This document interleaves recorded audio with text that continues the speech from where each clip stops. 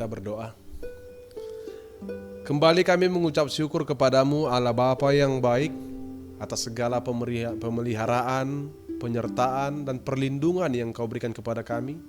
Kami dapat tiba di hari yang baru ini Tuhan dengan penuh sukacita dalam keadaan baik dan sehat. Semua itu adalah bukti dan berkat penyertaan-Mu yang kami rasakan sampai saat ini. Kembali kami mengucapkan permohonan kami dalam doa kami ini Tuhan. Kami akan mengawali aktivitas kami dan kami akan mengawalinya dengan ibadah yang kami langsungkan pada hari ini. Bersabdalah Engkau ya Tuhan dan hadirlah di tengah-tengah kami. Biarlah firman-Mu menyapa kami agar firman-Mu menguatkan iman kami. Hanya di dalam nama Tuhan Yesus Kristus kami berdoa. Amin. Salam sejahtera kami ucapkan kepada Bapak Ibu Saudara yang terkasih. Firman Tuhan yang akan menyapa kita pada hari ini diambil dari kitab Wahyu pasal yang pertama ayat yang ke-8. Saya akan baca dan beginilah firman Tuhan. Aku adalah Alfa dan Omega, firman Tuhan Allah yang ada dan yang sudah ada dan akan datang, yang maha kuasa. Demikian firman Tuhan. Bapak Ibu Saudara yang terkasih di dalam nama Tuhan kita Yesus Kristus, semua yang ada di dalam dunia ini adalah kesementaraan dan tidak ada yang abadi. Namun itu bukan berarti semua itu akan berakhir dan tidak bermakna. Ada satu hal yang kekal, yaitu pemerintahan Allah di dalam Yesus Kristus. Dialah Allah yang kekal, dialah yang abadi. Tuhan Yesus Kristus menyatakan dirinya sebagai Alfa dan Omega, yang awal dan yang akhir. Allah mengawali dunia ini dengan damai dan kuasanya, maka pasti serta-merta akan mengakhirinya dengan damai dan kuasanya. Semua itu dimulai dengan kasih dan akan mengakhirinya dengan kasih. Dalam nats ini dinyatakan Alfa dan Omega, yang berarti bahwa segala sesuatu ada di dalam kuasa dan kendali Allah. Maka dengan demikian, ini berbicara tentang Alfa dan Omega tentu menunjukkan yang pertama, bahwa adanya harapan yang selalu hidup di dalam orang percaya.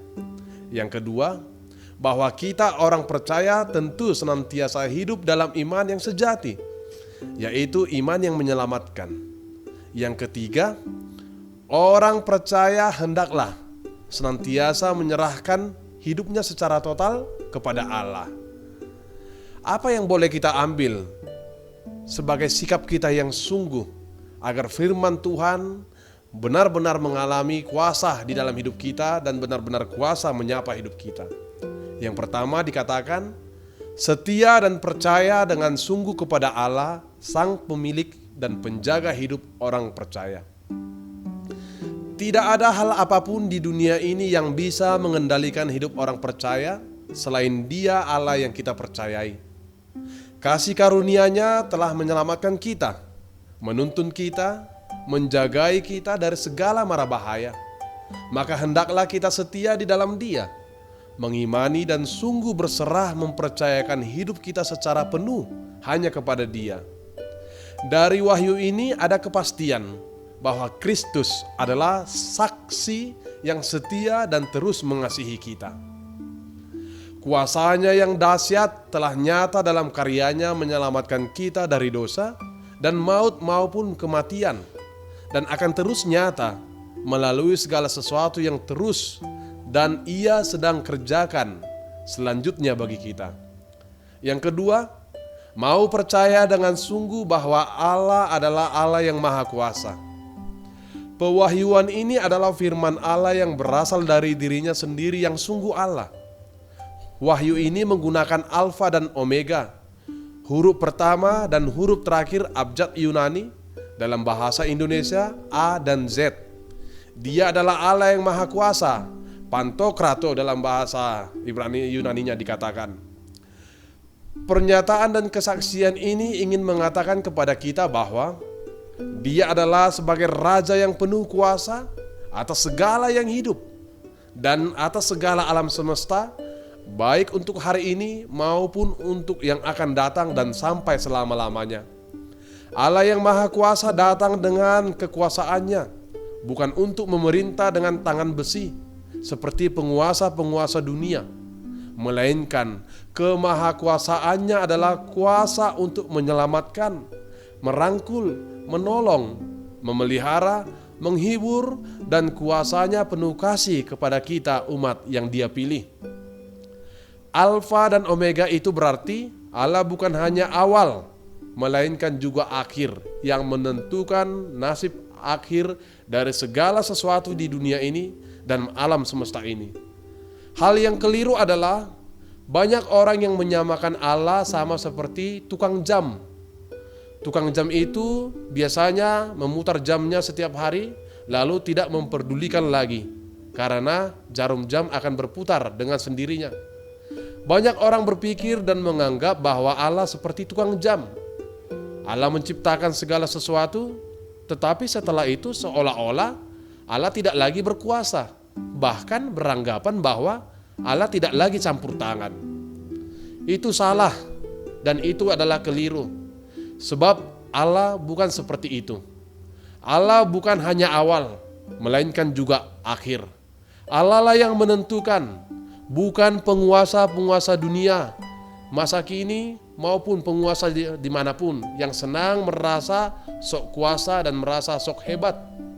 Allah bukan hanya Alfa dan Omega.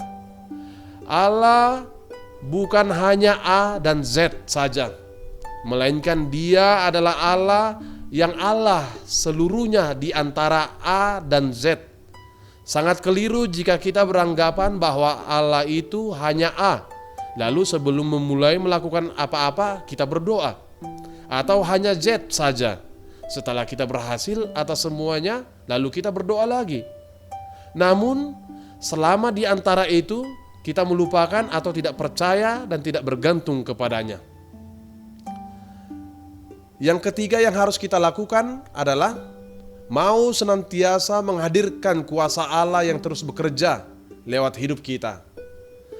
Kita dipanggil untuk terus menghadirkan kuasa Allah yang benar-benar nyata bekerja dalam kehidupan nyata kita, dengan semakin berserah kepadanya agar kita mau dan dimampukan untuk berbuat lebih baik dan terus berbuat lebih baik lagi sekalipun hidup dalam kesusahan. Marilah kita saling peduli, saling menyapa, saling melayani, saling mengasihi, saling menerima, dan saling mengampuni. Sebab itulah wujud nyata dari sikap kita yang sungguh bahwa Allah adalah benar-benar Alfa dan Omega yang bekerja dan menguasai kehidupan dan segala kebutuhan kita. Ada buah yang dapat kita ambil dari kesungguhan sikap kita dalam menyatakan firman Tuhan ini dalam hidup kita. Yang pertama, buah yang dapat kita terima adalah kita akan mengalami hidup yang damai, aman, dan tentram di dalam Tuhan. Yang kedua, kita akan senantiasa hidup di dalam sukacita oleh kemenangan dari kuasa Tuhan yang Maha Kuasa. Yang ketiga, kita akan selamat dalam segala rancangan damai sejahtera Allah, karena Dia adalah Allah yang baik dan Allah yang berkuasa untuk mendatangkan rancangan damai sejahtera dan kebaikan bagi kita. Amin.